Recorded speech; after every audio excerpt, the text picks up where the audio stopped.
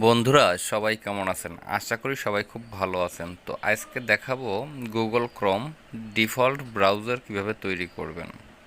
তো এখানে আমরা অনেক সময় দেখি যে আমাদের সার্চ ইঞ্জিনটা ইয়াহুর মাধ্যমে সার্চ করতেছে। তো এইটা আমরা অনেকেই এটা ডিফল্ট আবার সেই আগের পুনরায় গুগল ক্রোমের মতো করতে পারি না। আমরা যদি এখানে কিছু সার্চ করি তাহলে আমাদের যে সার্চ রেজাল্টটা দেখায় সেটা কিন্তু ইয়াহুর মাধ্যমে দেখায়। তো আমরা এটাকে ডিফল্ট করব। তো default browser Google search engine রাখবো। তো সেইটা কিভাবে করব, সেটা করার জন্য থ্রি ডটে যেতে হবে, সেখান থেকে সেটিংসে আসতে হবে।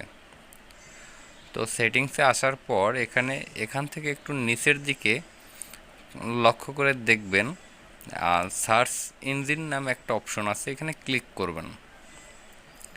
তো এখানে ক্লিক করার পর আপনি এই যে ডিফল্টে যে দেয়া আছে, আমার যদিও গুগল ডিফল্ট দেয়া আছে তবু এই যে দেখুন নিচে কিন্তু ইয়াহু আছে, এইটা এখান থেকে ডিলিট করে দিতে হবে। ডিলিট করে ডিফল্টে ক্লিক করলেই হয়ে যাবে। তো এখন একটু লক্ষ্য করে দেখবেন, আমি যদি কোনো কিছু সার্চ করি তাহলে কিন্তু আমাকে গুগল সার্চ ইঞ্জিন থেকেই সাজেস্ট করতেছে সার্চ করার জন্য, কারণ আমি এটা ডিফল্ট করে রাখছি। এই যে দেখুন এখানে গুগল দেখাচ্ছে। তো ভিউয়ার্স, ভিডিওটি কেমন লাগলো অবশ্যই কমেন্ট করে জানাবেন। ভিডিও ভালো লাগলে অবশ্যই চ্যানেলটি সাবস্ক্রাইব করবেন। ধন্যবাদ।